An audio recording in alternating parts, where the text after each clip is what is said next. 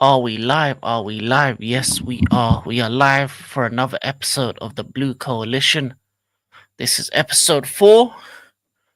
Going to be talking transfer talk. Obviously, a lot of business is happening. A lot of big business is happening. This African King Academy. That is my co-host AK4P. But first, how are you doing today? Oh, well, to be fair, it's a good weekend overall. So yeah, I hope everyone's having a great weekend. And yeah, uh, let's get this episode underway. 100%, 100%. Obviously, we'll first talk about Man City because I think obviously they've made the actual move that has stuck. We're looking at a new goalkeeper, James Trafford from Burnley. Obviously, Burnley last season were the highest clean sheet record. Big up AJ. Thank you for coming. Big up Big up, AJ. AJ. But James Trafford last season with Burnley, one of the best defenses in the history of the championship. Most clean sheets. We're all good over here. We're all good over here. It's been a sunny day in the UK. So hope you enjoyed it. Hope you went outside in the sunshine. But yeah, it's with James Trafford, part of one of the best defenses in terms of Burnley, multiple clean sheets. A Man City product. So you've stopped the streak of them going to Chelsea. Obviously, Newcastle were interested in him, but you came in. You came in last minute. You brought a new goalkeeper. Obviously, Edison and Steven Ortega are both looking like could move. So one of them will move. But James Trafford, let me know how you feeling about this signing. Are you gonna get rid of? I want to know. Are you gonna get rid of both of your goalkeepers and bring in two, or is James Trafford gonna be your main goalkeeper next season? And how are you feeling about that? um, I heard several reports that Edison is Edison Edison has already got a fierce competitor who's gonna be fighting for his spot, and that's James Trafford.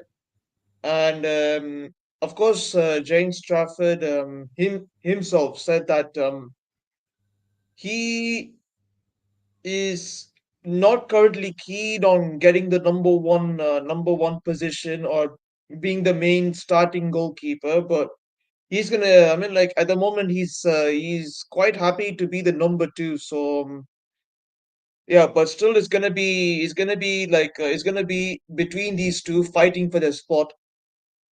So Edison has to up his game. If he's not, then then I think he leaves. But I don't know the Galatasaray rumors. Not much has been spoken about. So which means that he could be staying one more season. But I think Ortega is gonna be leaving for sure. Okay, so you say Ortega's going to be leaving, but you also have been linked with another keeper in Donnarumma who will be available soon. It seems to be that PSG is signing Chevalier, so Donnarumma has been linked with you and Manchester United. Is that a goalkeeper that you would bring in to replace Edison? Would you sell both your goalkeepers and have Donnarumma and James Trafford be your new goalkeepers? Is that something you think City should do? I think it's a right step in the right direction because for what 10 years we didn't have a proper shot stopping goalkeeper since Joe Hart left and Shea Given left. So I think it's time that we need a Joe Hart in goal who can stop crucial goals going in the back of the net, which Edison was really really poor at, and especially Ortega. So I think it's a right step in the right direction. And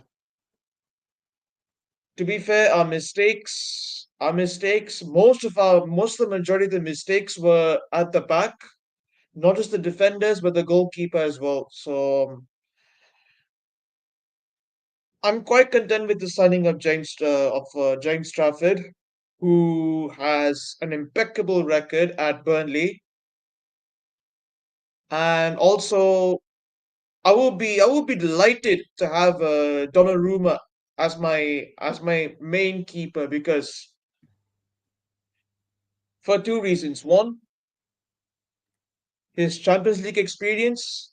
Two, he is a good shot stopper in my opinion. Mm. Okay, okay. So you say he's a good shot stopper.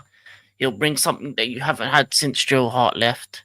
Obviously, he's not as great as Edison when it comes to playing out the back, but he can still do Yeah. that at a high enough level. But he'll bring the high shot stopping, um, and he'll bring different attributes that Edison may not have. So that could be an interesting one. Maybe if Pep does want to rearrange that defense, obviously you've brought in a left back in Nori. You're looking at a right back as well. So he'll be Yeah. Sorry, King. Speaking on the right back situation, looks like we're going back in for Livramento again, which I mean, of course, Newcastle are at the moment. Yeah, Newcastle at the moment are trying to again up the price, and we we are basically trying to bring that down to like 63 mil, which is going to be within our price range. So looks like Livramento could be a possibility for us to to satisfy the homegrown quota. That would make sense. English Cobham graduate. So he's played in one of the better academies in the world. Obviously, he then moved to I think it was Southampton before moving to Newcastle. Has been one of the best young right backs in the league. So I think if you can bring him in, that's an upgrade on both your fullbacks. Your centre back partnership is going to be Guardiola and Diaz, plus your young centre backs in Victor Rice and um was it Kusanov? But I think it's Kusanov. Am I right? Behind them. So, yeah, I feel like if you can get those two goalkeepers and the right back done, that improves your defensive system as a whole and gives it a fresh new look that maybe that's something you need. So, I think going forward, I think these are some good, really good moves. You're getting a couple of young English talents in James Trafford and Livramento initially as well. So that adds up to the homegrown quota as well. One of them from your own academy, one of them from the Cobham. So it makes sense. It makes sense.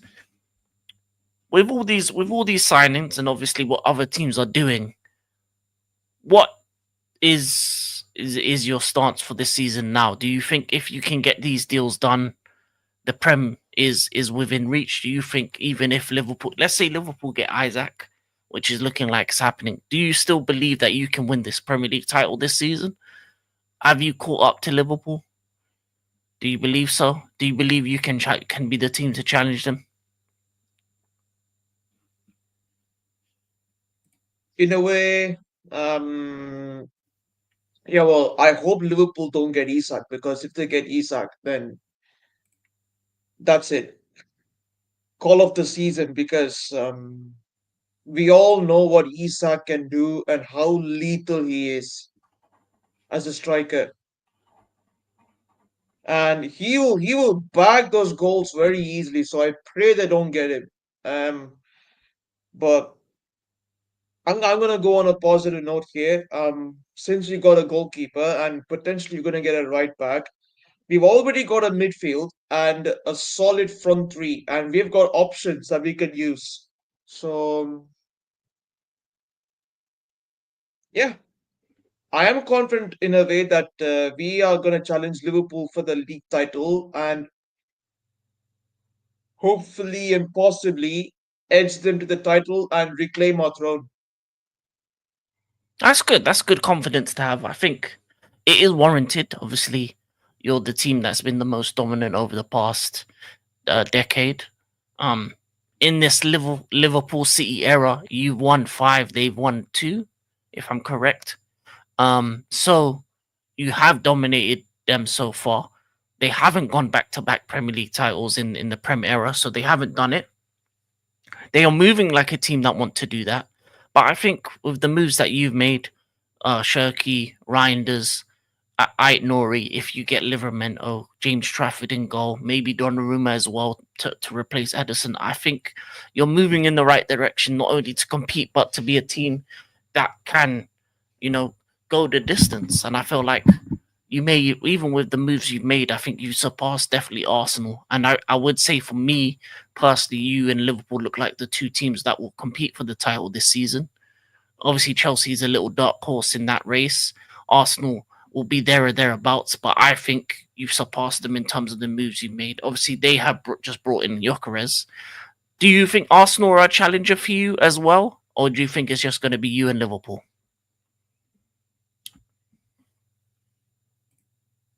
Hmm, interesting question though. They got Gyökeres now. They finally got a striker after what? After what? More than 5 years now. They got a striker since Aubameyang left. So Mm. it's gonna get juicy though. I mean, but personally, I don't think Arsenal can be on our levels just yet. You don't think And so? yeah, I don't think so. But I think personally, it's gonna be between us and Liverpool for the title. Okay, okay. So you think Arsenal? What's the difference between your two teams and Arsenal? Do you think it's the manager? Do you think it's the players? Do you think it's a mentality issue?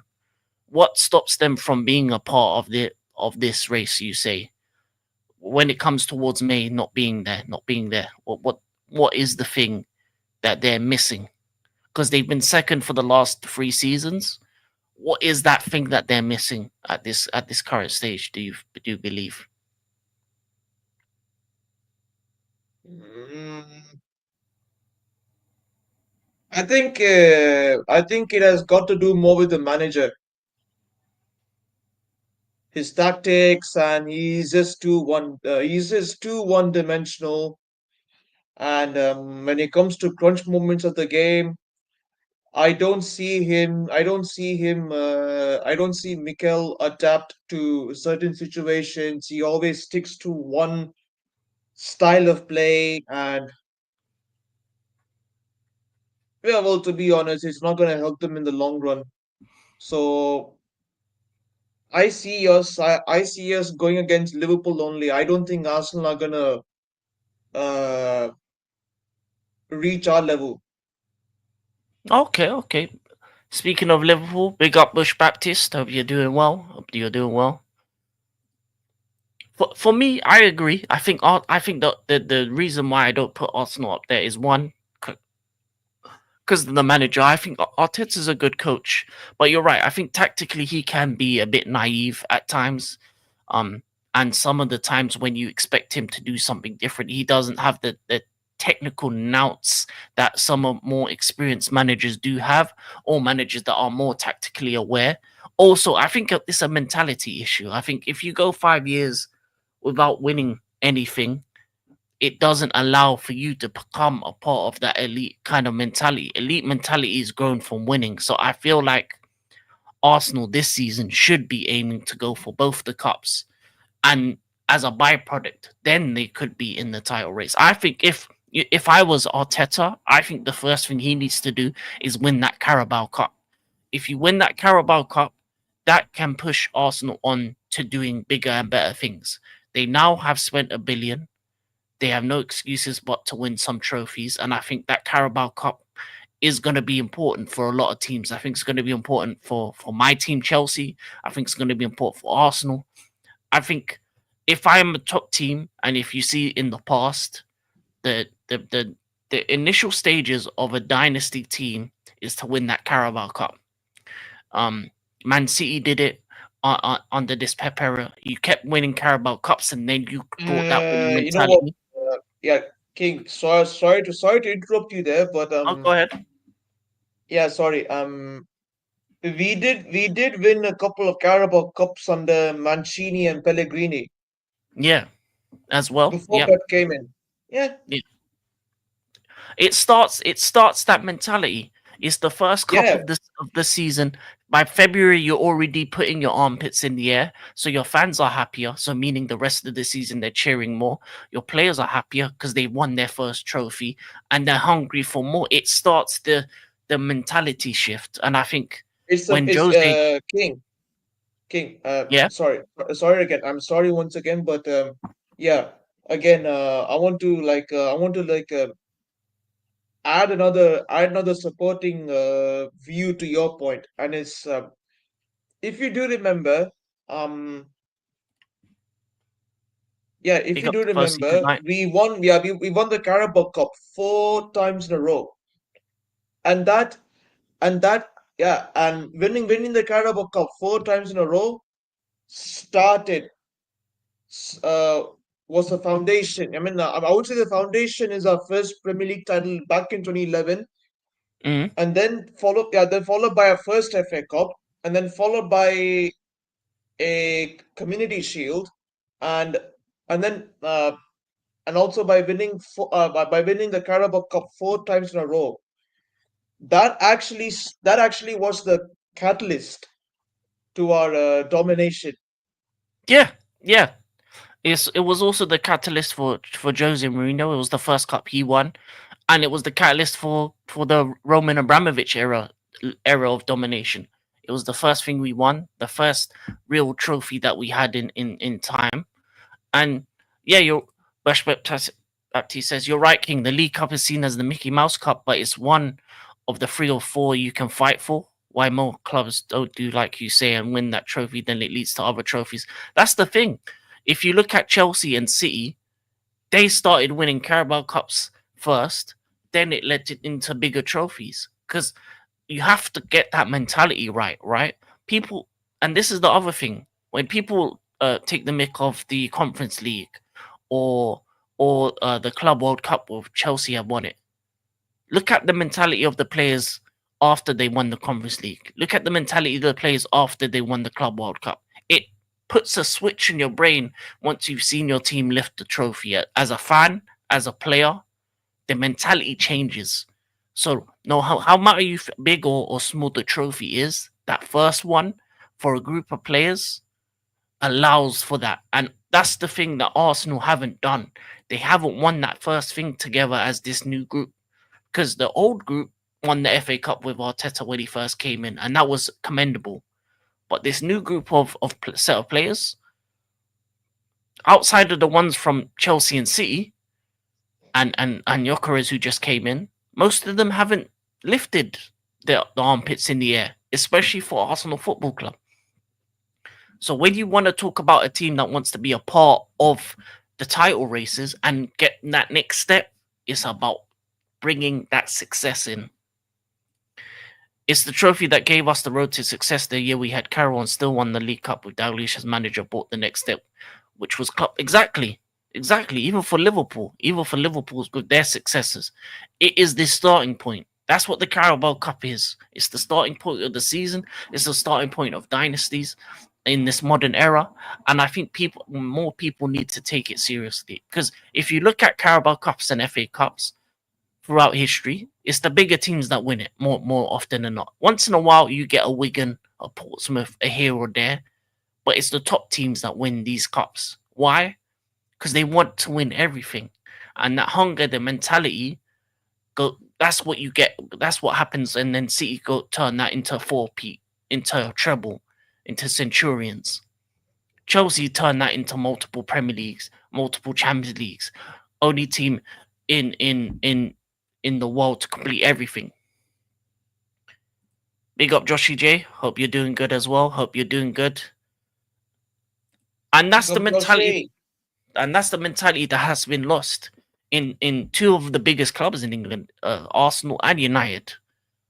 They need to bring that back. You see, when Jose won that Carabao Cup and Europa League, that could have been a starting point, but then your ownership didn't do anything with it. That's what Arsenal need to do. They need that starting point to jack them up. So When AK4P talks about, okay, who are my competitors, he will say Arsenal. But you hear him now. He says only Liverpool and him are title contenders. Why? Because they have winning mentality throughout that squad, and very few teams have that. Very few teams have that. And King, Yep.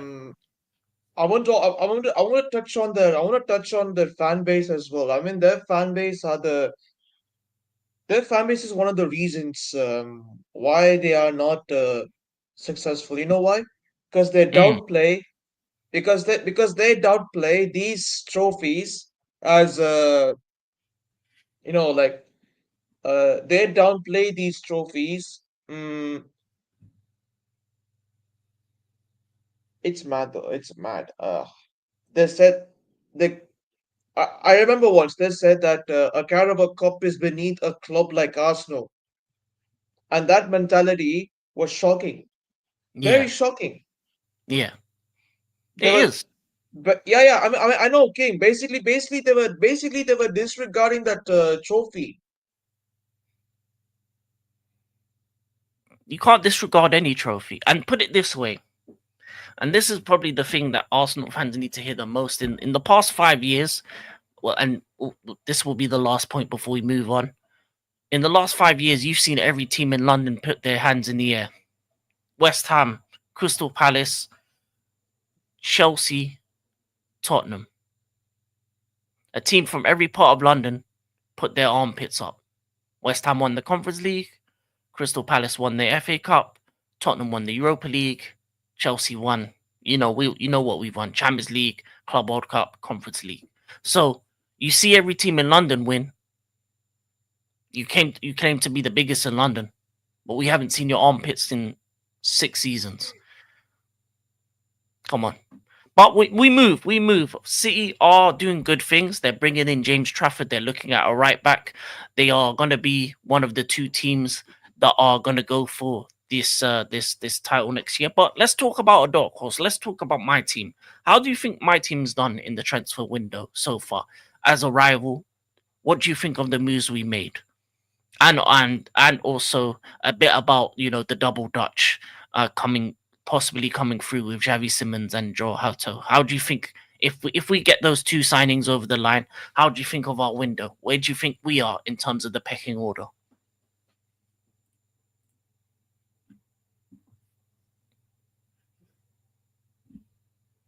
I've got to say, uh, I think you were the most impressive out of all the London clubs in the transfer window. I have to say Mm, because first of all, you have gotten one of the good centre backs in Europe in Jarrell Hato, who was at Ajax, and his track record at Ajax is pretty good though for a young age, and mm, he has potential. He has. I mean, although I don't watch the Eredivisie, but I know for a fact that he is impressive.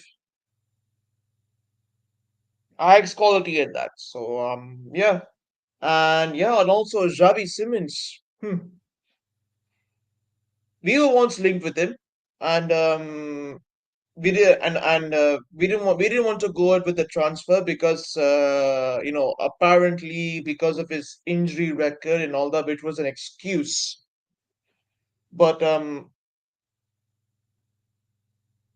I know a lot of Dutch fans are not too happy with Xavi Simmons as a in terms of his performance. I mean, like he's a personally he's a good lad in person, yeah. But in terms of in terms of the way he plays and his technical ability,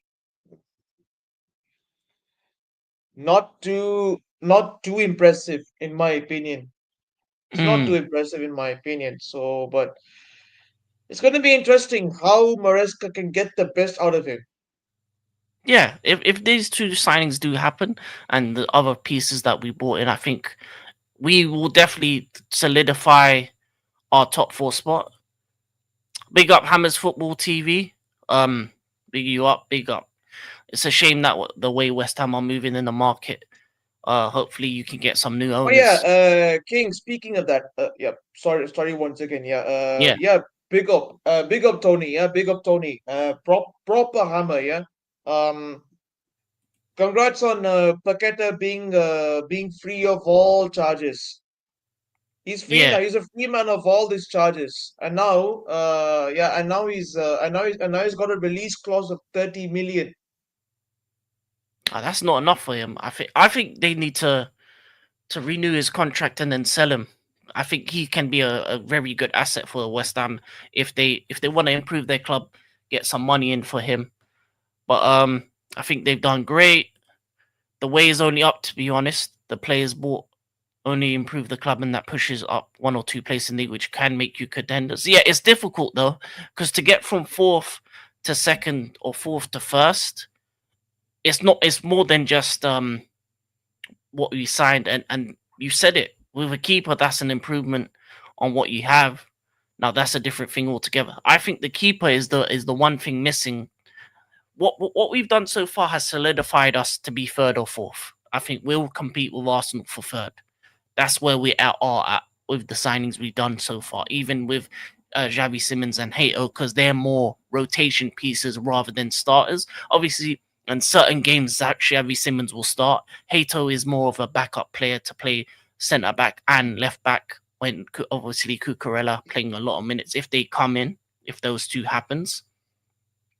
But in terms of the keeper, that's the one thing that will push us. That if we get a proper keeper in, and there's multiple names that could be. Donnarumma's available, Emi Martinez is available, Diego Costa for a younger version.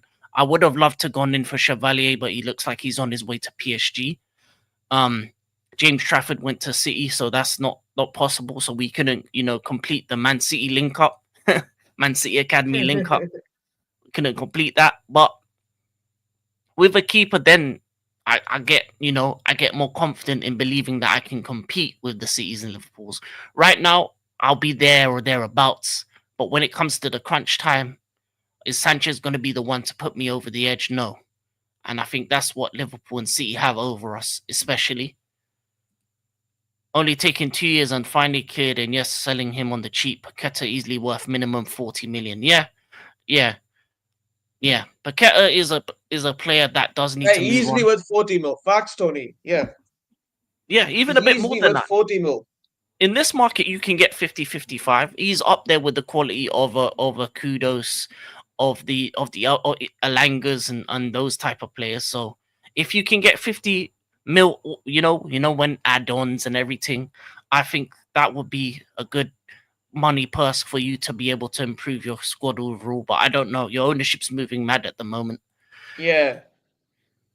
King. Again, whatever people say, the World Club Cup, including me, you have one silverware and it's different to the other silver. It means you're cold world champions. That's going to give you confidence. Yeah, you can see the confidence in the squad, but the keeper will be put. Will in terms of the players, they're confident, but the fans, us fans, we need a new keeper. You bring us a keeper, then you'll see. Yeah, you'll see Chelsea fans move mad, more mad than they already are. Go ahead. Oh yeah, King. Yeah, sorry. I wanted to talk about Paqueta though. Yeah, go ahead. Actually, Paqueta. Yeah, Paqueta. Actually, I actually still rate him in terms of Mm-hmm. his passing ability and the way he passes the ball to the striker or the winger. I mean, it's exceptional. And we were linked so many times with him, but uh, let's see. Let's see if we can get him because I mean, King. No, I mean, just imagine if we get Paqueta, our midfield is gonna look strong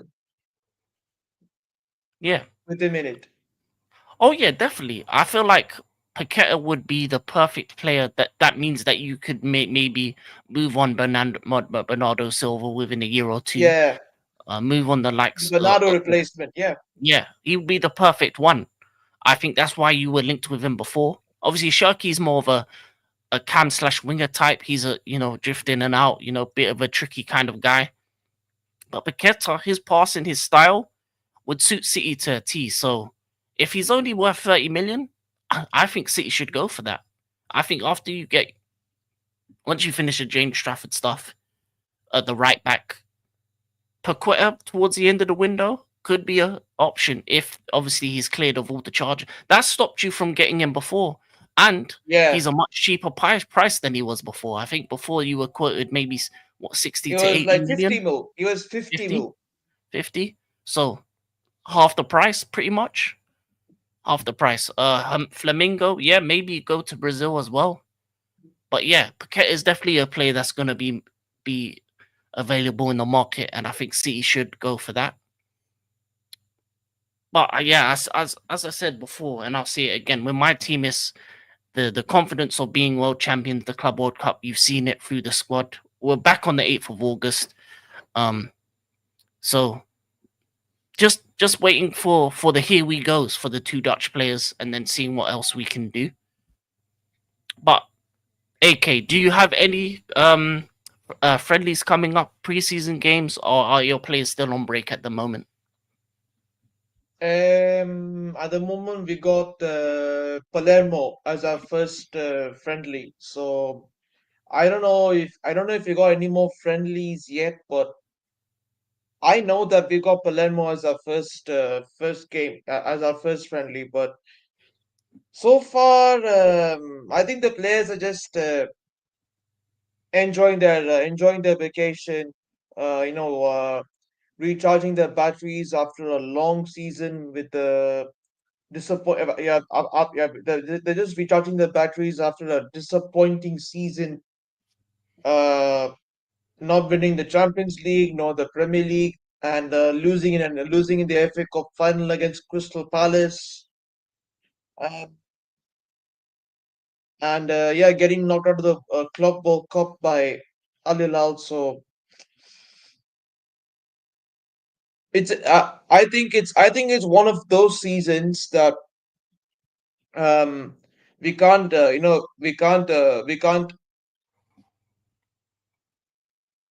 it's one of those seasons that we actually can't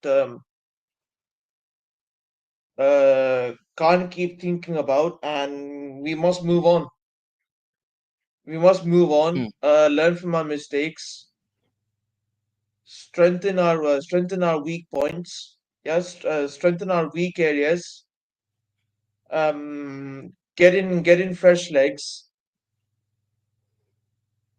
and yeah, improve the team overall. 100%, 100%. Obviously, both of our teams are on break at the moment. People like the video. If you have any questions, please comment some questions. Um, you know, as well. Feel free to subscribe as well. But yeah, I feel like for both of our teams, it's pretty much trying to get these transfers in, trying to wait till the start of August before we actually have any preseason. It's weird. It's weird being only two of the only teams that aren't really doing preseason games at the moment. Obviously, Liverpool had their game. Did you have a chance to see them against Milan? What did you think of the game? What did you think of Wirtz? Obviously, they're your big competition. Did you get the chance to look at that game at all? To be fair, yeah, well, to be fair, I didn't watch the game, but all I heard was Words had zero assists, zero goals, zero. I mean, like he didn't create any chances.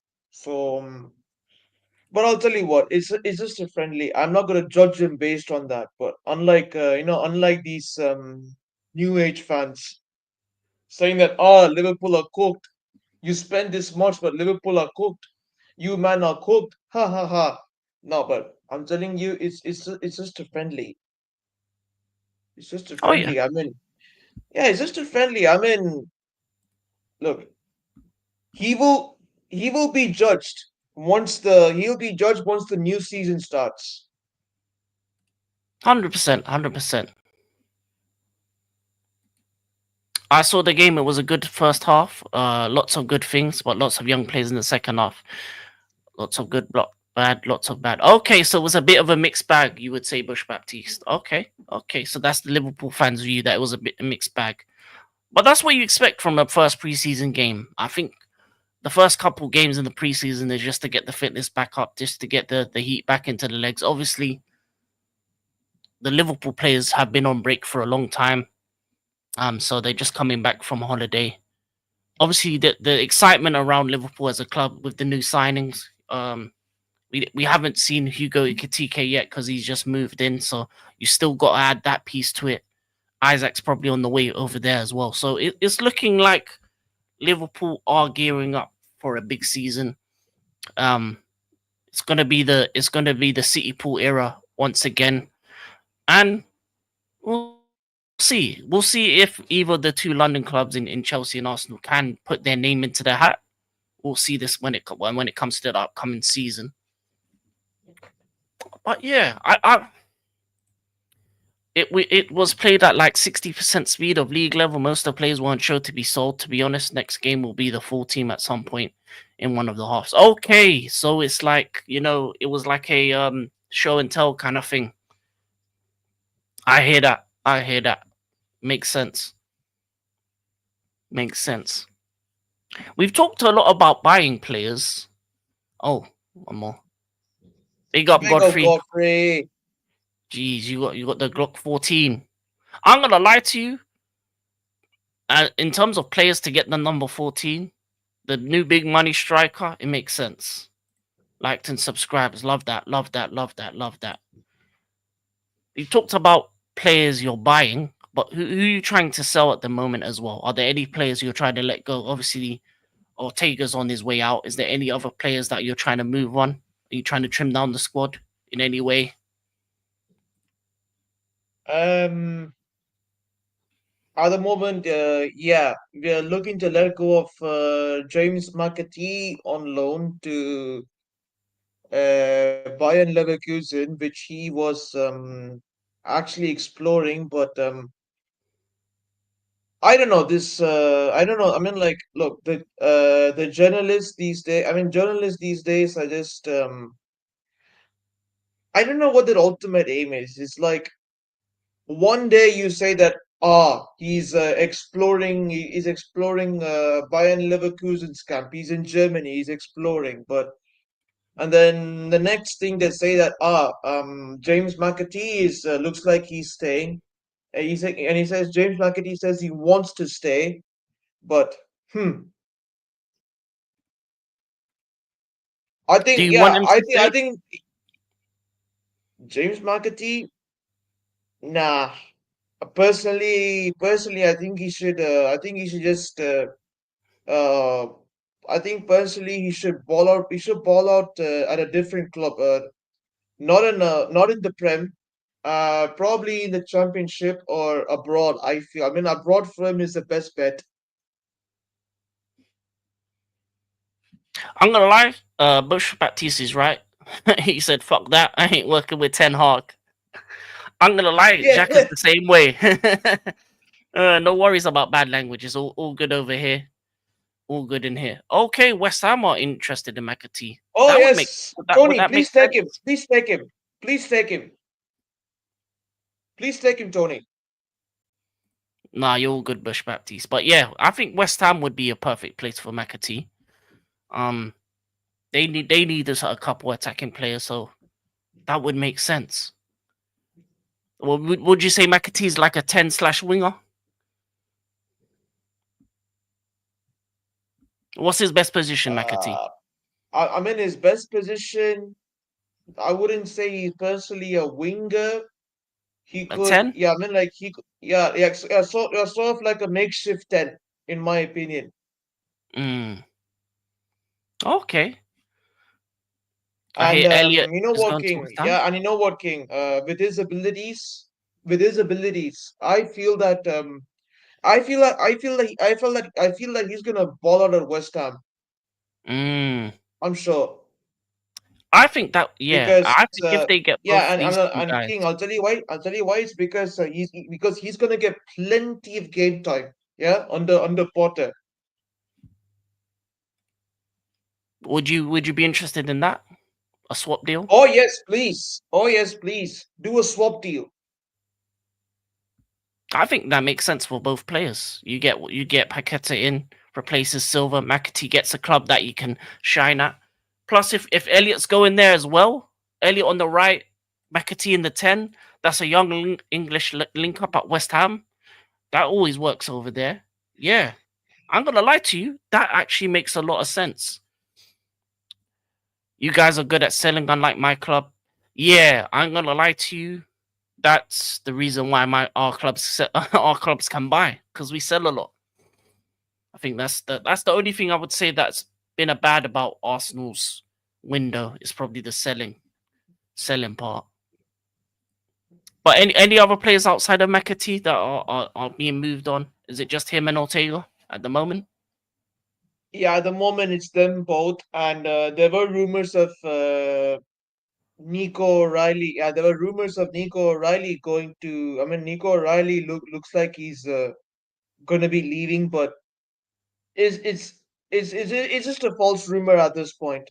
It's just a false rumor. I think Nico O'Reilly is gonna sort of be a backup, like a backup Mm, left back, backup left back. Since yeah, because Nathan Ake, I think he's gonna play. He's gonna play one or two more seasons, and he's gonna leave. yeah, yeah. I think Ake's coming towards the end of his time at Man City. I'd like to see him at West Ham. He suits that the way you play. He's a winner. He has a good attitude. Really good. Yeah, Elliot and McAtee at West Ham, that would work. That would be Elliot, McAtee, Bowen. Yeah, man, you can make something with those kind of guys. Yeah, English talent right there. I think in terms of my club, we have a top shot, we have a bomb squad. Um, Sterling looks like he could be on his way to Napoli, linking up with De Bruyne and them man. Napoli or Fulham, I heard. Yeah, Napoli and Fulham. I heard Fulham or Napoli. Yeah, I think Fulham if he wants to stay at home, Napoli if he wants to try something different. I think Napoli would be perfect for him because I think Yeah, under Conte. No, yeah, the under best Conte. version, yeah, the best version of him was with De Bruyne. He can make those late runs. De Bruyne can find him. Funny enough, King. Yeah, funny enough. Sterling hasn't thanked Kevin De Bruyne for giving him a career. By the way, so Sterling, I expect an apology from you. Yeah, you snake. I expect an apology from you. Tell Sterling back to Arsenal, change his hairstyle. They won't know. They already got a player from us. They got this man, Who? Gunlean. Man like Mr. Gunlean, you know. Mister God damn. Madukes. Mister Madukes. Oh, So Mr. they Maduki. Madukes. Mr. Madukes. Oh yeah. So yeah, we've already done business with Arsenal. I think Arsenal have stopped the business with us. But yeah, that's already happened. Nico O'Reilly is a distant player still, has plenty of time to learn, but what I've seen from him, I've been impressed. Yeah, you know what? City Academy players are very impressive. Nico O'Reilly, McAtee, those kind of players. It's just a Rico shame. Lewis. Oh, sorry, King.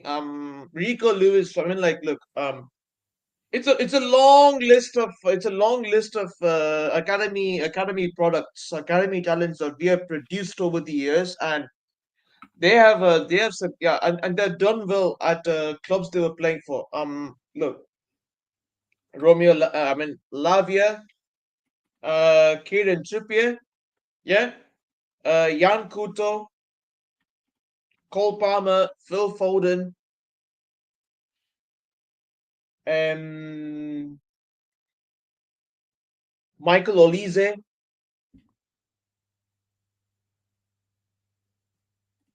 Who else? Yeah, James McAtee. I mean James Then of course Rico Lewis, who I mean, in my opinion, should be. In my opinion, he's suited as a backup midfielder, not a right back. Because Mm, right back you need because right back you need someone who is good on the ball and who is physical. hundred We percent, need 100%. physicality. We need physicality and aggressiveness in that defense line. 100%. I think that's what you've been missing last season. I think now you're starting to kind of build that back up. With Ait Nuri as well, and you're looking at Livramento. Would you call selling your deadwood to a rival, but he's a grown grit, so it's pure profit? Yeah, man, that's the best of both worlds. You can make more money, and you move him on, and he doesn't have to leave London. I think that's the best thing about selling to Arsenal. It's just easy, light work. They don't even have to move house. Um, but I think we have a bunch of players available. I think Carney Chukwemeka is a player that's linked to Leipzig. I think within the Javi Simmons deal and even with the Hato deal, there are players that could go the other way. Ish Samuels, a young left back, could go to Ajax. Carney Chukwemeka could go to Leipzig or Dortmund. Sterling obviously linked with Fulham and Napoli. So outside of buying the two Dutch players, I think we're trying to sell a lot of players, and I think we can make a decent amount of money from selling players, and that will probably allow us to probably make a couple more moves towards the end of the window. I still believe we're trying to look at even after the two Dutch signings, we're trying to look at an out and out left winger because we have Gittins, but I have a feeling that Tyreek George, as much as I like him, might be loaned out. But we'll see. We will see.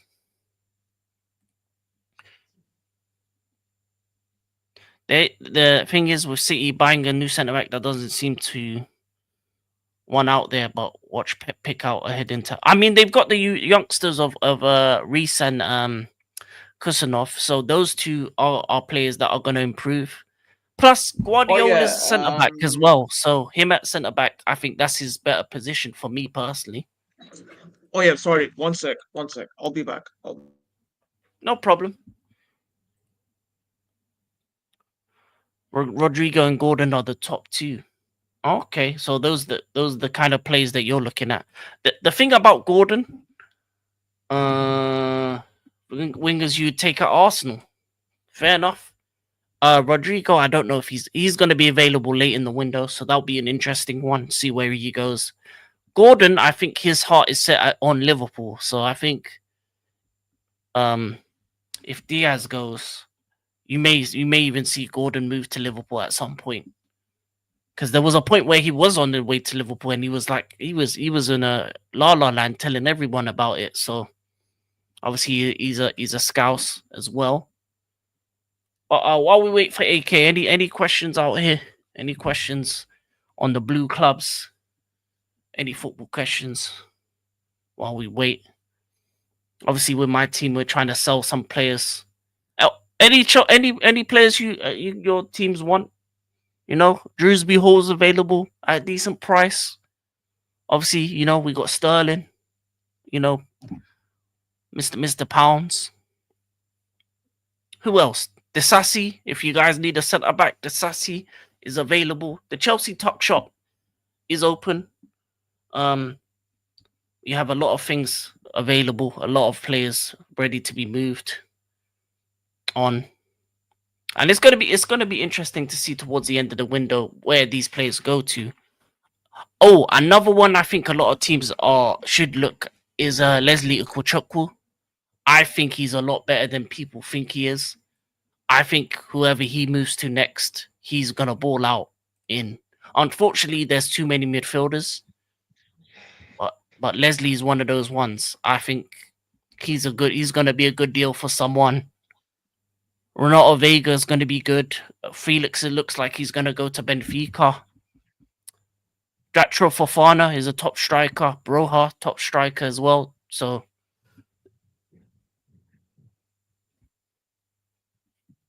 Oh sell them yeah. to Sorry United. guys. I've had enough. Oh yeah. Sorry guys. I'm back. I just uh yeah. I just got delivery. So yeah, I'm back now. Ah, Sorry it's all about good. that. It's all good. But yeah, there's plenty of players of it. I think for Chelsea, we have to sell because okay, look, I'm gonna tell you the players that we need to sell: Ben Chilwell, Axel Disasi, Gilchrist, Renato Vega, Carney Chukwemeka, Jao Felix, linked with Benfica, Leslie Ukachukwu, a young midfielder, Amanda Broha, David Datro Fofana as well, and Raheem Sterling. And those are just players on the contract. That's the bomb squad. And then possibly Mark Yu available on loan, Tyreek George available on loan. Anselmino seems to be on his way to Strasbourg. Who else is it? Drewsbury Hall will be available. Obviously, Mamadou Sarr is on his way to Strasbourg as well. And Nicholas Jackson could be available for the Nicolas right price. Jackson. So, I'm gonna lie. How many players is that? How many players do we have for sale? We have 1, 2, 3, 4, 5, 6, 7, 8, 9, 10, Oh, and 11, 11, players. I think. 11 players Yeah, for not sale. So, yeah. Well, King. To be fair, yeah. Well, to be fair, um, yours is the. I mean, your club is the only club to have how many goalkeepers? 8 goalkeepers. oh, we got rid of a couple of them. We sold Petrovic to, I think, Bournemouth. Bettinelli to your club. We're loaning Penders to Strasbourg. Who else? So the keepers that we are keeping are Sanchez, Jorgensen, and Slanina at the moment. Those are the 3 goalkeepers. Oh yeah, Teddy Sharmlove, the young keeper, is on loan at Bolton. We loaned out Caleb Wiley to Watford again. So yeah, we got rid of most of those keepers. To be honest, we only have 3 left. But yeah, we have 11 players available. So if you do need a young midfielder, Leslie Okuchukwu is available. If you need an older midfielder, you have Dewsbury Hall, decent player. Oh yeah, Nkunku is available as well. If you need a 10 that can also play as a striker, that can play maybe as a left wing, Nkunku is gonna be on available on the market as well. So that's 12. Chelsea are selling, going once, going twice, going 3 times. Jackson linked heavily with United, yeah, and Villa. Gents, Oh yeah, great having bless you. up Tony. Big Bless up, up big up, Tony. Every single time. big up, Proper big up. Hammers fan. Yeah, Proper man. Hammers fan. Best bless up. Bayern will probably get Nkunku. Yeah, well, they're looking at him as a last option. Nkunku has a couple suitors as well. Um, we nearly sold Renato Vega to Atletico Madrid, but they got Hanko instead for cheaper. So Renato Vega is still a player on the market. Gilchrist will probably go Championship. The Sassy might go somewhere as well. So yeah, we've got a lot of players to sell. So I feel after we do the double Dutch signing, the only thing we're gonna be doing is selling, selling and selling. So if you need a player, whether we got defenders, we got midfielders, we got strikers, whatever you need, we got it. Whatever you need, we got it. 2 for 1, 2 for 1 deals as well. Yeah, so Chelsea's open for business. It is going to be a Oh mad yeah, one towards King. the end. King. King. Um if you are doing a 2 for 1 deal, uh go with the Spurs go with the go with like how Sports Direct and JD are doing. Do that. Oh yeah, Sell yeah, the merch definitely. for 2 for 1, 2 for 26 and all that, Yeah, I'm two gonna for lie. two. Some of these players, he might have to sell one second one 50% off. At this rate, good. They got to go anywhere. The Tesco only deals, JD deals, Sports yeah, Direct deals. the Get them only going. the only difficult one to be sold will be Sterling because of the wages, and maybe Nkunku as well. But the rest of them are on cheap wages. That's the thing. That's what people need to understand is that they're on nothing wages. So it's just about meeting the transfer market value. So if you want to pay the right money, these players are going to be on decent wages and it's going to be nice. Would you swap Felix for Nunez? There's a tough one. We already have our Nunez in Jackson, and we're trying to sell him. So, no, we have the Senegalese Nunez. He does the same things, but I don't know who's better. Some people say Nunez, some people say Jackson. Jao Felix. He's has his heart set on Benfica. He's going home to Portugal. That looks like it's happening. George Mendes is on the case with that one, so I think that's gonna happen. Big up, Yo, Rasta. man, like Big Russell up, in the Rasta. building. Bless up, my G. Big up, Rasta. But yeah, I think we have a lot of players for sale. Sterling is going to be hard. I think he's going to probably be like a loan.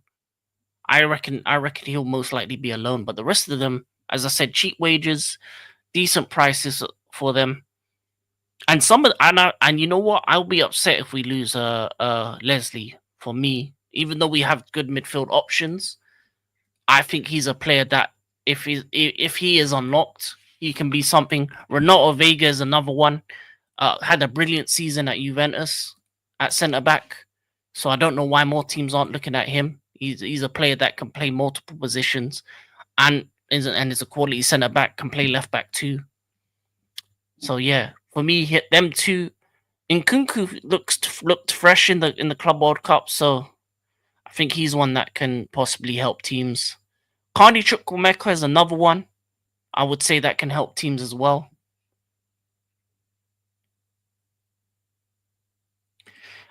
If Chelsea don't want him, why did they buy him? The thing is, over the years, that's the one thing I've hated about my sporting director / ownership. They made a lot of mistakes in the transfer market. And the other thing is, this is the other thing people don't realize. A lot of the 1.5 billion or whatever billion they talk about that we sold, that we bought, we're looking to resell them. As I said, we are a shop. We are, we are the boss man on the corner. We buy for a less price, keep them for a year, maybe a couple loans. Maybe they ball out in Strasbourg, and then we sell. Madweki 32 to 52. Renato Vega for like 12 million euros. Now we're asking for 40 million. We're a sell to buy club at the highest rate. So we're buying them in, and then we're selling them within a year or two if they're not good enough to be in the first team squad per se. So it's a crazy way to do it. It's very much American style in terms of the way they are doing it. They're spending a lot to make a lot, but sometimes you got to do what you got to do. To be fair, since Nunes had his haircut, he scored 4 players and didn't play today, so probably in talks with someone. He's had a slight injury, which means the agents are talking. I think Newcastle is a team that may need him. You may send him the other way. Newcastle's a place he may go. You know what I've said. I think the best place for him is Atletico Madrid. I think with Diego Simeone, he would be perfect there. No, just hold on your players for life. Don't want no more Chelsea rejects. Well, that's what United do. We don't do that over here. We sell. We buy, we sell. So, I mean, I know the perfect player for United. And I gotta say it. Every time I put it up, this man he looks good in that kit. He looks good in red. Oh yeah, man, like Nicholas Look Jackson, at you know, that. at Piss Trafford. Yeah, man. Give him the number 9 over Arsemus. Give him the Congratulations on 8. So big up. Thank you for that. Thank you for that. On the road to 180. I love that. Thanks for everyone who's liked and subscribed on the video and everything like that. But yeah, man, I think we're definitely gonna be moving very busy towards the end of this market in the next couple of weeks. So look for a lot of stories on Chelsea. Look for for Fabrizio Romano to say a lot of here we goes when it relates to my club. And yeah, where they will go, who knows? If they will go, who knows? Loans, sales, Yeah, plenty of options.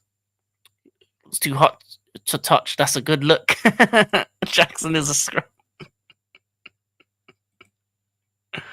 It looks good in red. I'm just saying. I'm just saying. But outside of that, I think there's not really much else to talk about. Is there any other things Oh yeah, you want to? King. Yeah. To be fair, even we do have to move on from other players, and we have to get rid of certain players of our books as well. So I know Bernardo is. I mean, obviously he's the captain for this season, and Mm-hmm. and we need to move on from Calvin Phillips as well. We need to move on Oh from Calvin. yeah, yeah, yeah. He's definitely one that needs to be moved on. Where is he linked to? Where is he linked to actually? Since we're talking about him. Um, at the moment, offering him to, I'm offering him to Arsenal.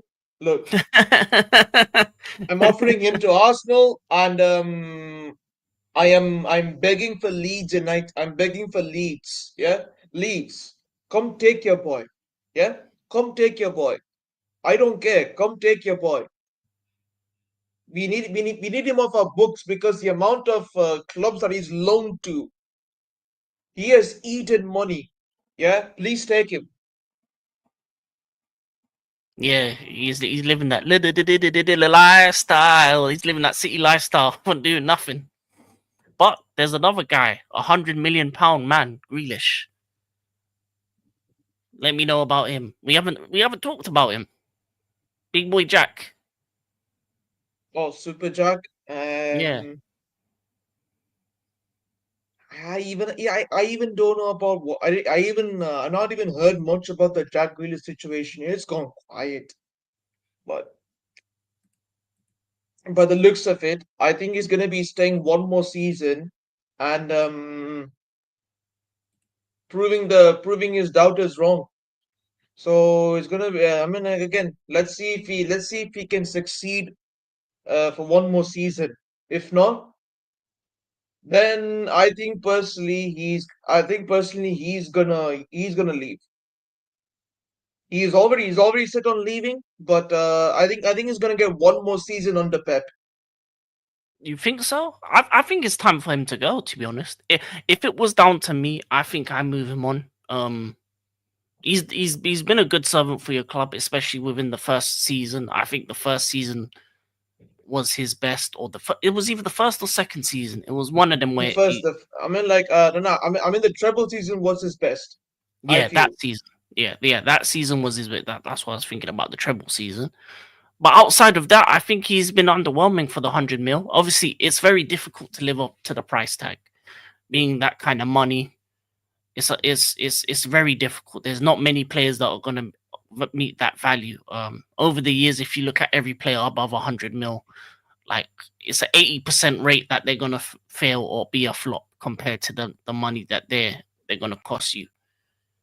So it is sad. It's a sad situation. I think he's a top quality player. I think he can play 10 at a top club. So be interesting to see what happens with that one. He's a bit like Rashford. Rashford was spotted in hot night spots, trendy places, greedy spotted in working's men's clubs. But I do like him. I think he got what it takes. I'm gonna lie to you. The the way they talk about Rashford and Grealish, yeah, I don't want to say the reason why it's different, but we know why. Because I'm gonna lie, if he had a different complexion, the way he was moving, the way he has been moving, especially the his escapades, would be looked at in a much worse way. Because I think he's been worse than Rashford when it comes to the clubs and the bad scenes and things of that nature. So maybe you know what he should join Walker at Burnley. Why not link up over Yeah, there? why not? And yeah, and of course, Arsenal, Arsenal. If you can't get if you can't get Joao Palhinha, yeah, if you can't get Palhinha through the door, I've got the perfect candidate for you. Man like Calvin Phillips, please take him. Oh yeah, Paulinho looks like to be on his way to Spurs. That's been the rumors that he's on his way to Spurs. I think obviously another rumor, obviously, well, another thing is that it looks like that Gibbs White to Spurs is done. It's looking like he's signing a new contract with Nottingham Forest. So they did the old Olise trick where they complained and then made him sign a new contract. So Gibbs White is available in the future for a team. I don't know if he's gonna go Spurs though. That was a mad situation. That is a crazy one. Be interesting to see if he stays at Forest permanently or moves on. But any last words before? Obviously, we talked about Greedish, talked about. I look. I know personally. I know a lot of rivals are shifting their attention on Foden recently. Mm-hmm. Um, look, Foden. Look, Foden has been impressive since his first stint with us in the first team. Yes, since he got integrated with the first team, he has been very impressive for us. And over the years, he has been.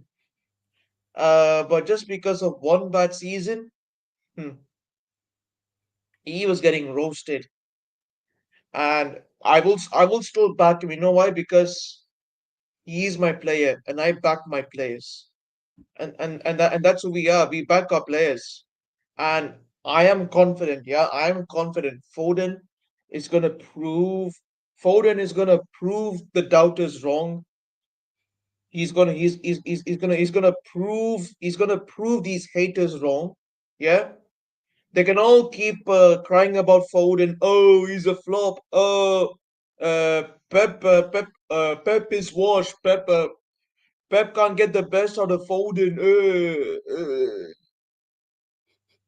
They can keep crying all of that. Yeah, I mean, I don't care. Yeah, Foden has scored more goals against yous. Yeah, Foden has won a PFA. Foden has won the PFA. Yeah, he's won the PFA award. Yeah. Um, what has what has Saka won? What has Saka won? What has Odegaard won? Yeah. What have any of the young players have won? Yeah, you Arsenal fans. I'm calling you out right now. Don't chat to my boy Phil Foden. Yeah. Don't chat to my boy Phil Foden. He has won more trophies. He has got more accolades in his trophy cabinet, more than your star boy. Yeah? So hold that. Don't ever compare any of your players to Phil Foden because Phil Foden has done it all. He's won a treble. He's won the formidables. He has centurions in his yes he has a centurions in his locker room. Yeah, he's got a UEFA Super Cup in his cabinet, and he's got a Club World Cup in his cabinet. You can't chat to him. You can't. That's a big statement. That is big. Foden is amazing. It wasn't Foden's fault. The whole team had a bad year in spots, so it's common sense he'll bang them next season. But you know what I would say about Foden, and this is as a rival, because I've had the same situation with Palmer. It's about this. Once you've played to a certain standard, people expect you to maintain that standard. So Foden has to get back to that standard that we know he is, that level of quality that he can show. So he had a bad season last season. You know, when you have a bad season as a player, the mentality is to show next season that you're not that form is temporary, class is permanent. That's what Foden has to do. Form is temporary, class is permanent. And I think next season he has to prove the haters wrong. And he has to lead that City in that title race. He has to show that he is, the Manc born and bred, the young fella from the academy, the star boy for the City fans. He needs to show that he is that level that we believe he is. And listen, he had a bad season last season. Is what it is. You can't really change that. It's past. That's the past tense. see what happens next for him. As long as Pep plays him, we'll have a great season. He hasn't had a full season yet. When you get a player of his talent, if they can play 60 games and still play well, you're almost world class. Yeah, that's the thing. Foden has world class potential. He's still very young. He's still a little bit raw in parts. But Pep needs to give him that confidence. He needs to give him that blank canvas to ball out. And I feel like that's what Foden needs. Obviously, it's difficult because And Man City tend to King, rotate the team as well. King, if you watch Phil Foden in the treble season and the season where we beat Villa to win the Premier League, yeah, to win our third to win three Premier Leagues in a row. Mm-hmm. Sorry, not third, sorry, our second Premier League in a row. Hmm. I'm telling you, that was the version of Phil Foden that we should have, and especially in the treble season, Phil Foden was banking goals just for fun, left, right, and center. 100%. 100%. Listen, that there's no doubting his quality as a player. You have Listen, even the best players in the world have a down season or down period. Eden Hazard had a down season. So if Eden Hazard can do it and he was considered the best player in the Prem at that time, a young player like Foden can have a down season. This next year is going to be important because you can't have two in a row. Two in a row, that is not acceptable. Phil Foden is of the level where he needs to week in, week out show that he can lead this City team to a title again. Um, Last season was unacceptable for City because you did not win anything. A team where a team like City, a season where you don't win anything is a complete and utter failure. No cups, no league, no CL, nothing. No Club World Cup, knocked out by Al Hilal. Failure of the highest regard. And Pep and City are a team that don't like to fail twice. So next season's a big one. And you know, the trophy cabinet has to get fatter for City next season. And that's what's interesting about next season. There's so many teams that need trophies, and there's only a limited amount of trophies available. Same as Palmer. When he plays, you'll know, like, Foden cameras are on him, the bars off, and they know they are good. Yeah, Palmer had a bad season last season. He was below par. He had good GNA, but below par for him as well. So it's going to be interesting to see them two come back. It's going to be interesting to see who wins the trophies because Arsenal need, City need, Liverpool need to back because they haven't done it in the Prem era. Chelsea need, a lot of teams need to win. And the big four, the top four of last season, they need it more than most. Because if Arsenal don't, Arteta's seen as a fraud. If City don't, is Pep falling off? If Liverpool don't, was it just a one season wonder from Slot? And Chelsea, they need to show improvement. They need to win things because that's what Chelsea Football Club is about. 1983, last time Liverpool won back to back. It has to happen. Slot has to show he can do it. So, yeah, next season is going to be exciting, people. It's exciting because the hunger needs to be there. Arsenal are £1 billion spent. They don't win anything next season. They're the £1 billion bottle jobs. So Gary Neville, you better reel up that comment one. I better see that at the end of the season if Arsenal don't win anything in May. See, Pep has to. He's one of the best managers of all time, top two, maybe even number one, depending on who you ask. He has to, King. He has And to. I think he will.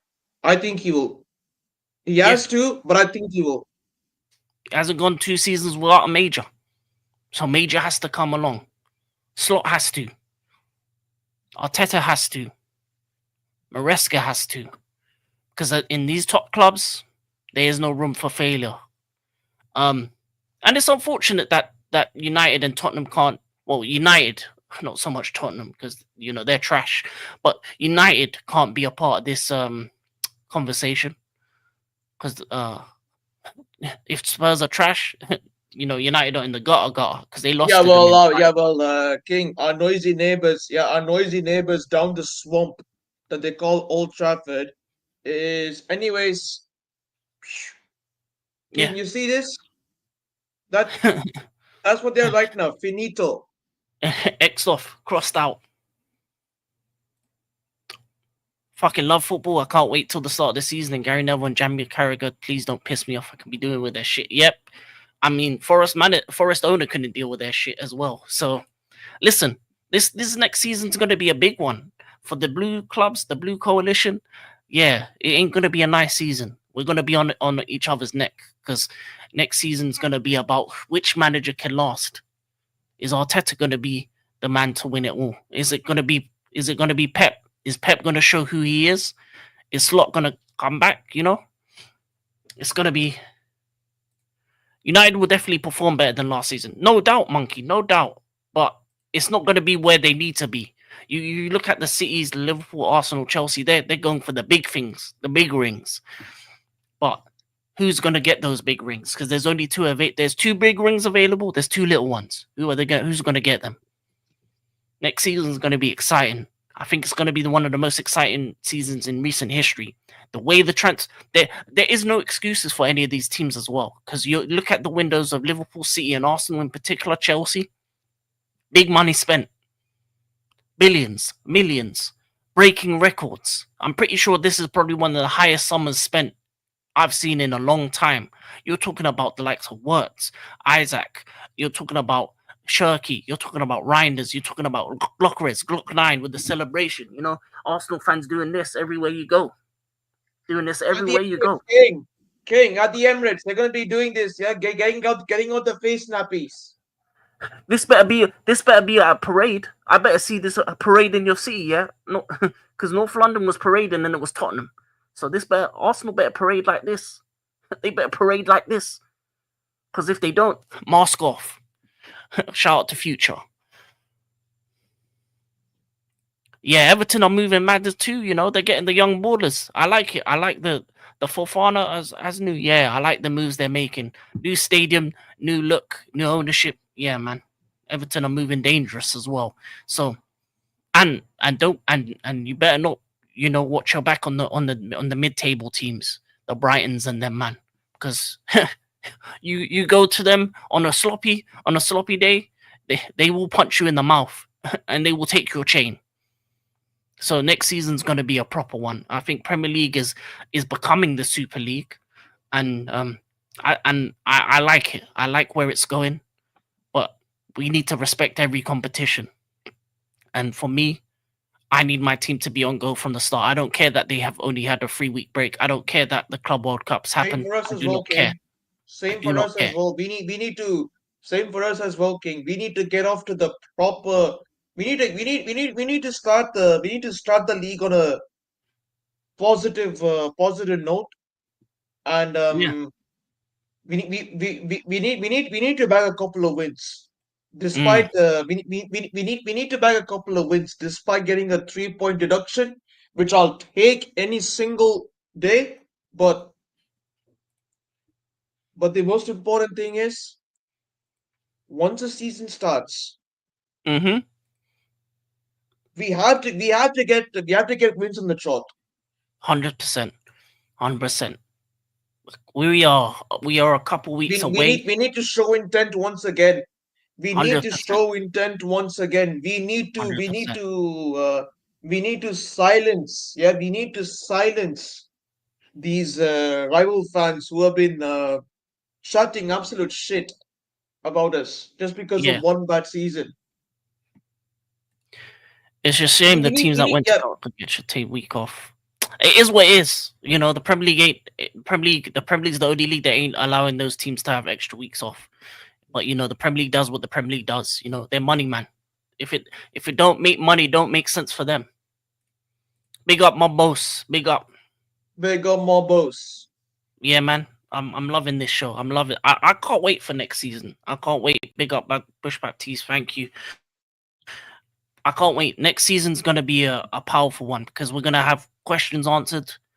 Foden and Palmer are gonna have to show up. The managers are gonna have to show up. The players. Every team's gonna have a top striker. Every team's gonna have top strikers. Obviously, we're gonna be on the lower end of the stick. But Glock 9, Haaland, Isaac, Mister. He could be in red. It's gonna be the red cartel versus the blue coalition. Who's gonna be on top?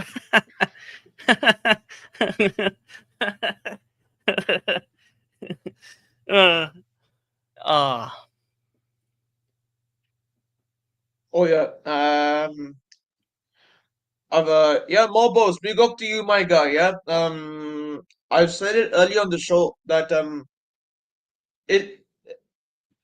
I've said it earlier that it's gonna be a fierce competition between Edison and Trafford for that number one spot. 100%, 100%. Premier League And reckon Jokeris yeah, is and here. of course, Mobos. Edison has to step up if he's willing to stay. If not, then the number one spot, bye bye for Edison. Trafford is taking it. 100%, 100%, 100%. That's what's needed. Competition in every spot. Jokeris is here. Yeah, man, he's here. But we need to see it in the trophy parade. We need to see this in a trophy parade. I need you to be celebrating in your city, Arsenal. 5 years. 5 years. Or mask off, like Future said. Anyway, nah, Jokeris needs to get 20 minimum. And Havertz about 12. Haaland will get 30. Haaland will get 30. Yeah, Haaland will yeah, get a yeah, yeah. 30, I 30 reckon. piece from the light I one. reckon. Yeah, I reckon because yeah, I reckon because now that he's got competition in Gyökeres, he's gonna up the ante. Mm, mm. Haaland and Salah are going to get 30 on the 30 mark. Jokeres needs to get 20 minimum. He needs to get 20. You don't pay that money for a man not to get 20 plus.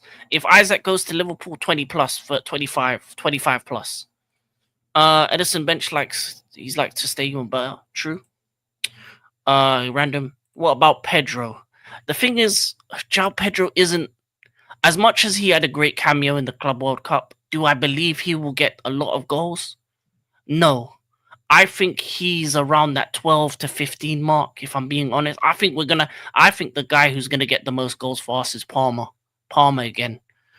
I think Palmer's Oh like yeah. you know what it reminds Um. me of? It reminds me of like Palmer's like our Lampard. Lampard used to be the top scorer. Drogba wasn't always the top scorer, but we still won competitions with that. So that's what Palmer is Oh our yeah, main man. King. So, King. I've to also address one more. I mean, people have forgotten one more name. One more name in our squad, and I'm pretty sure they'll remember. Man like Omar Mamouche. Yeah, it's gonna be Mamouche's breakout season. So rivals, you better get ready. Yeah, Mamouche is gonna Mamouche is gonna bang in goals. He, King. I reckon Mamouche is gonna get around 20 goals. I feel. Yeah, I think Marmoush and Haaland are gonna get the bulk of your goals. I think them two collectively can get 50. Because your wingers aren't really goal scorers like that. Let's be honest. They're a bit when it comes to goals. But them two are gonna be the ones that you're gonna have to. Yeah, 20 is Marmoush's target, I think. He won't score more than Haaland. No, Haaland's getting a No, he 30 won't. He piece. won't. Salah 30 piece. Uh, yeah, Isaac and if he goes to King. Liverpool 30 piece. Haaland, I reckon needs to get about 30 GNA, Yeah. 30 goals per assists. He needs to Oh get who? that, and I think Mamouche is gonna get 20. Holland just needs to get 30 goals. He doesn't need to care about assists. He just needs to be a gunman. He just needs to Yeah, be. yeah, 30 goals. Yeah, yeah. Alan needs to score 30 goals. That's what he needs. If City want to win the league, 30 plus. I think Palmer linking up the lap looks interesting because they are type of ballers that play similar football. They're used to each other. Obviously, them two also Chelsea and you're gonna see this a lot. A lot of teams are gonna play two up top. Liverpool with Ikatike and Isaac, Man City with Marmoush and Haaland, us with Delap and João Pedro.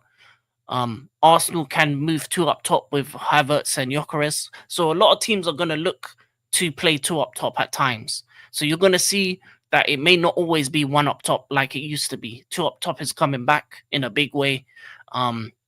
Maybe, and you see a lot of teams using the traditional 4-4-2 in the defensive end as well. So you may see formations that suit the two striker, and I think that's gonna have a big impact because the centre backs are much weaker. So I think strikers are where it's at the moment, and you can see everyone's loading up with the goals. So we'll see, we'll see. Um, I think we definitely have the weakest pairing, but they have the most to improve.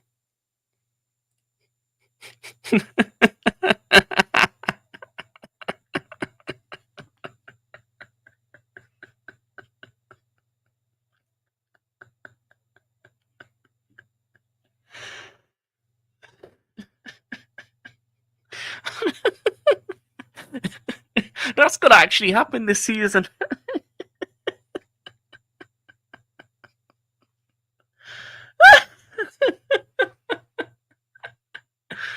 Oh man. Oh man. Oh, King. Forget Holland and Maguire. They have man like you can't defend, you garbage. Mm. Him in the midfield. Yeah, their midfield's gonna get overrun a lot. And you've seen it. You've seen it already. Hard to play two up top because the midfield becomes overloaded. You also have to remember that they play with inverted fullbacks. So a lot of these fullbacks can play in midfield as well. So if you look for like Chelsea, you got like the likes of Reece James can play in midfield. So you can have a like a 3-3-1-2 or something along them lines, or a 3-2-1-2 kind of thing. So it is possible to play two up top. It's going to be more like so it's going to be three at the back with an overload in terms of, if there's an overload, the right back will probably, or left back will go into midfield. A lot of these modern day fullbacks can invert. So that's what's going to happen. And that's why two up top is going to be more valuable, because a lot of teams in possession play three at the back. So when people say three at the back doesn't work, it does, but it has to be converted to a four at the back when defending, or a five at the back when defending. They funded PSG for Neves by buying the guy. Yeah, they did. They did. Not with solid wingers. True, but some teams don't have the best wingers, and also some teams play with left and right tens as well. So some teams may even look to change it up. As I said, the modern day game is a lot more fluid. So even wingers can play different positions. A lot of the wingers now are wingers slash tens. So that's why a lot of teams look for players that are flexible and play multiple positions, that can play across the front line, can play the 10, can play multiple positions, because then it makes you more flexible when it comes to your formation. And if you look at the likes of City, Chelsea, they're very flexible when they move the team around. If you look at Chelsea's game against PSG, or Chelsea's game against Fluminense, or even the one before that against Benfica, different styles were used, different players were used. Winger slash tens, because Palmer's not a traditional winger, but he plays on the wing. On the left side, you may even see João Pedro. He's not really a traditional winger. So there's, if you have solid wingers, then obviously it's one up top. But if you have the winger slash 10, so for example, if City have, let's say, Cherki left wing, and what's his name, Foden right wing, then you have winger slash tens that can invert into the midfield, and then you can play two up top with Haaland, Marmoush kind of situation. Marmoush in the 10, right wing Foden, left wing Cherki, up front Haaland. That can turn into like a 4-2-2-2 or a 3-1-2-2 kind of thing ish. Obviously, I'm getting the numbers a bit mixed up, but you know what I mean. It's very fluid. Yeah, half wingers, very fluid. The modern game is. I think you mean like a sort of like a false nine. Yeah, that too. But also, Marmoush can play that 10 role, and Haaland up top, so you can have them both. All you could have Marmoush, Haaland, Foden, Cherky, all in the same pitch, and it could work out for you if you're depending on what team you're playing and how the style as well. They did. But also, there is a possibility that you can play two up top because they did that in previous games, as I said, where they used Delap and Pedro as a two up top together. So that can work because you have Pedro who can hold up the ball, Delap running in behind. So you have the options. There's options. That's options like NSG. That's what you need, my boss. So yeah, against the other games we did play two up top. So that's why it's good to have players that are flexible like that.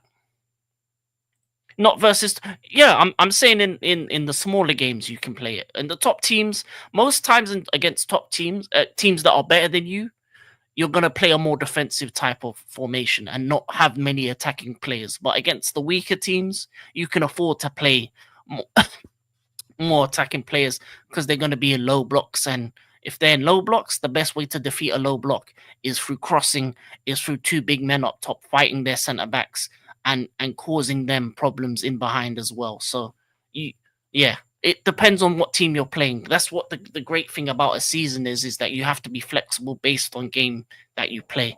And that's probably why Arteta isn't seen as a great as a manager because he's not as flexible as others. Pep is flexible. You can see that Slot is flexible. Maresca's flexible. Even the Glasner's flexible. There's other managers I could name as well. Even that's why Spurs are looked at as a team that could be going up the table with Thomas Frank because he's flexible as well.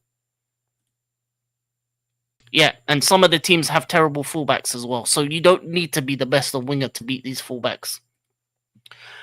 If Petrovic was willing to fight for his place, Chelsea would have one of the best goalkeepers. Yeah, it's a shame. It's a shame that he. To be honest, I would have given the number one spot me personally, but I think he probably said that he wants to start, and we sold him for a decent price. But yeah, it's a shame because he was one of the better keepers in League 1 last season. So yeah, it's an unfortunate one. It's one of those ones that will kind of rue. It's like Livermento or Lewis Hall when we lost them. It hurt. It hurts when you lose quality players like that. But it has to happen sometimes. Similar to Odegaard at Madrid. Mm, maybe. But yeah, I think this modern game is flexible. Obviously, the season's gonna be great. I'm gonna say it one last time. I can't wait. Which team do you think has the most best in class players across the Prem? Oh, that's a good question. Um, it's either Liverpool or City, but it depends on. Okay, let's say so Liverpool. Let's say Liverpool in terms of world class players, they have Alisson, Van Dijk, Salah. That's it. City have. I wouldn't say Edison. Rodri, Haaland. King, we have depth.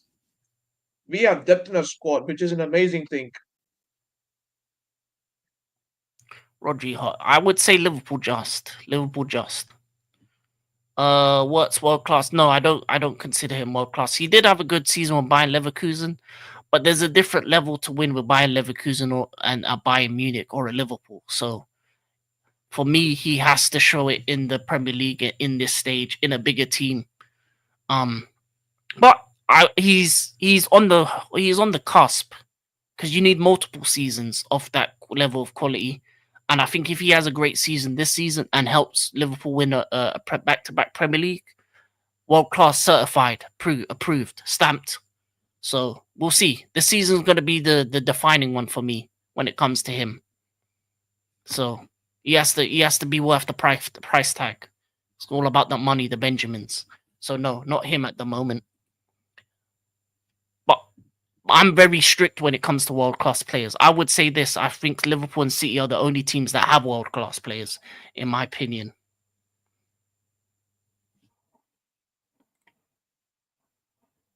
No, I don't think any of them are world class. For me, you have to be a winner to be world class, and they haven't won anything of significance for me to say any of those guys are good, in my opinion. You need a Prem or King, Champions League. You need big chains. King. In terms of my team, we've got the likes of Rodri. Now the De Bruyne is in Napoli, so we've got Oh yeah, um, Silva but as yeah, well. yeah, But he's Bernardo on the he's Silva. on the he's on the decline though. So he may be on the he's on the decline a bit. So for me, it's just Yeah, but I'll tell you what. Yeah, but Rodri I'll and tell you Haaland. what, King. But I'll tell you what, King. The Prem hasn't seen the best of Tisani Reinders. Yeah, he has potential. He has potential. And then I like that. Turkey, I like him. Foden, Haaland, Marmoush, then of course Savinho.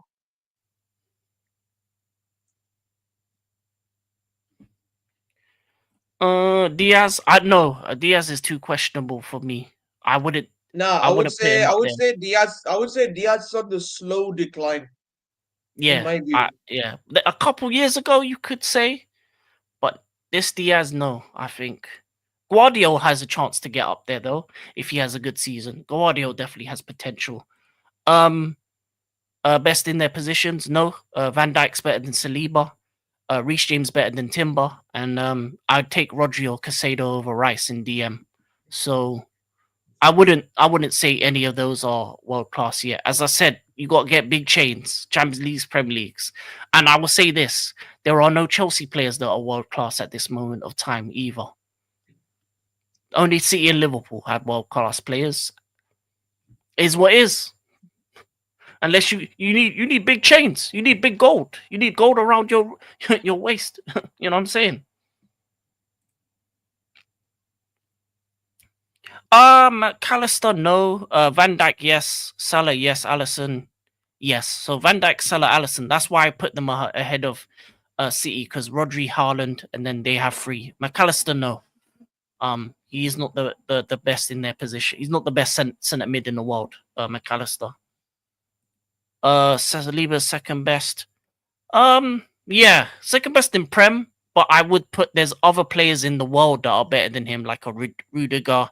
I'd even put someone like a Bastoni ahead of him. So get yourself some big chains. I said get yourself trophies, and then maybe we can talk. Is Bruno world class? No, he isn't. No, he isn't. He isn't at all. Not even close. No, Um, no, no. King. Um, I'll tell you what. I'll tell you what he's world class at. He's world class at whining. He's world class at diving. That's who he is. He's a professional diver. I don't think he's the best cam in the Prem now. No, no. Not for me. Plus, he's not playing as Cam. That's the other issue that I have. He's playing as a centre mid, not a Cam. So, maybe if they were playing Cam, then maybe you could have him up there. But even then, I would take other players in the 10 over him. Bruno's good at crying at the ref lying on his back. Yeah. Plus that, I don't like Oh that yeah, yeah. part of the game. He complains too much, and he's not a good captain. City Pool again. Yeah, it's unfortunate that it is City Pool again, but that's the thing. If Arsenal players want to become world class, they need the Prem titles, they need the Champions League. If Chelsea players want to become world class, you need to win the big trophies because that puts you on a level that then you can say, yeah, I've wore the T-shirt, I got the medal, I've done it, you know. And what this world class label gets thrown around a lot. One good season, too good season, you're not world class. World class is consistency, winning, success. It all encompasses world class. World class is being able to put your team over the edge. It's being able to come in and win. That's why Haaland's world class, because he came in and he won. Rodri is Ballon d'Or winner one. So that's why for me that other teams don't have world class players at the moment. They have good players. They're good to great players. They're on the cusp. A lot of the Arsenal players are on the cusp. for me. Saliba's on the cusp. Rice is on the cusp. Um, Gabriel's on the cusp. As I said, they need to get them changed. They need to, they need to get them the big rings, the big trophies. He isn't a good captain. He's a piss poor captain. Yeah, he is. City Liverpool matchup has been the best in the past few seasons. That's what I'm saying. That's why they're the world class players. That's where the best have been. Obviously, De Bruyne left, so they've lost one. But yeah, City only got Haaland, Rodri, who would make all Prem XI. Yeah, and but at the same time, those two are world class for me. Who has the fullbacks in the Prem? I think it's Van Um, Dijk, and I think it's Van Dijk and look, I know Ruben Diaz is still on the is he's still he's having a slow decline, but oh, you're talking if you about look at centre the backs, past yeah. few, yeah, if yeah, if yeah, yeah, yeah, if you look at the past few seasons, he's been one of the top center backs in the league. Yeah. A couple years ago, I would have put him there, but for me, it's Saliba Van Dijk, or maybe no, actually, Gabriel Van Dijk. That's the two, Gabriel Van Dijk. In terms of who has the fullbacks, we will see actually, because in terms of right back when fit is Reece James, but he has to be fit this next season. So best right back in the Prem, it was Trent, but he's gone to Madrid. So right back position's open. It's open sesame. Kyle Walker's on the decline. Trent went to Madrid. Right back position's open. Right back position's open. Left back.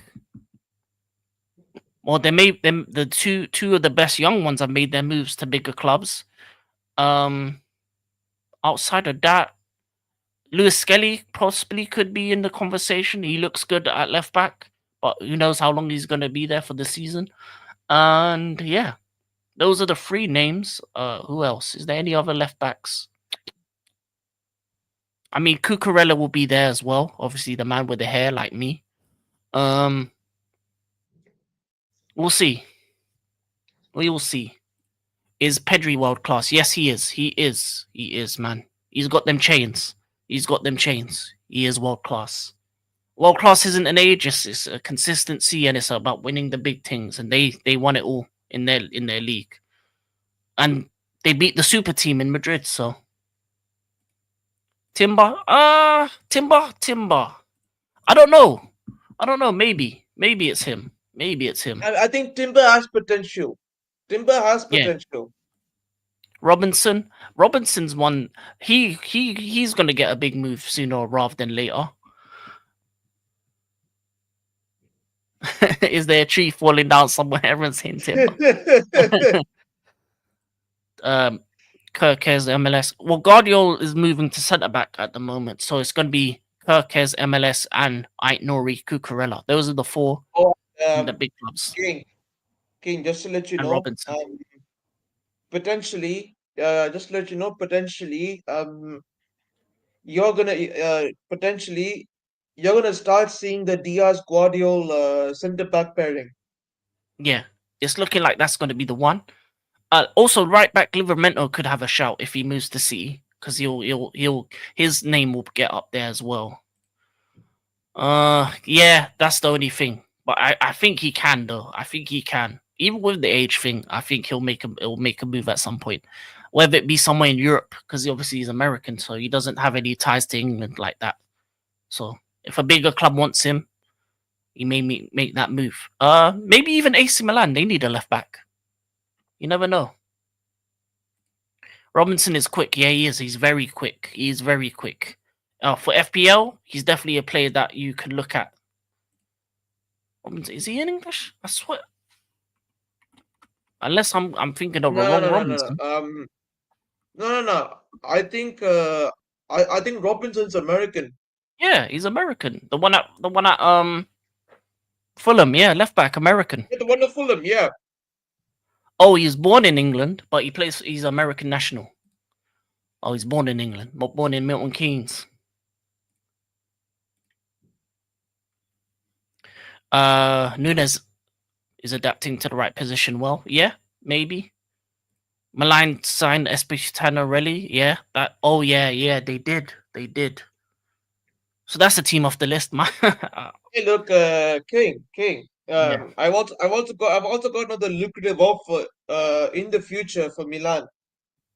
Uh, you can, you can, you. We can give you we can give you one of our most reputed uh treble winners. Yeah, we can give you Nathan Ake. How about that, Milan? We can give you him. They would take that. But I think Nathan Ake would probably would want to go closer to home, maybe Germany, maybe Dutch. Oh yeah, maybe yeah, Ajax would be a good move. or I think maybe he's gonna try his luck at the Eredivisie, back Yeah, in his home country. yeah. I think he would want to go back home. If I was him, I'd go Ajax, Amsterdam, calm place, calm place. PSV maybe. There's places over there. But yeah, this has been a good chat. Um, I think I'm gonna close it out for now. But Yeah, thank you for everyone for the comments. Rasta, Godfrey, Bush Baptiste, Hammers Football TV, Mr. Joshy J for coming through, Tifosi, AJ, who else? Mobos, Monkey DeLuffy. Did I miss anyone? Bush Baptiste, all of you guys for coming through. yeah, and then of course Rasta, and then of course Yeah, Russell Rasta. for popping in Yeah. here and there, but he made his appearance. Yeah, Allegri might save Milan. Hopefully he does, because I Yeah, like AC he could, Milan. he could. I like AC Milan. They need to come back. King, King. You know what's funny? Allegri has made 10 100%. commandments. He's made 10 commandments for the team. Wow. Mm. That's what Milan need though. They need that discipline. They need to come back. Milan Yeah, was they need it. one of the best teams in Europe back in the early 2000s, late 90s. They've lost that flavor. They've lost the Yeah, I'm sauce. telling you, King. They had the likes of Maldini, Kaka, Oh Dida, man. Gattuso, Nesta, Pirlo. Yeah.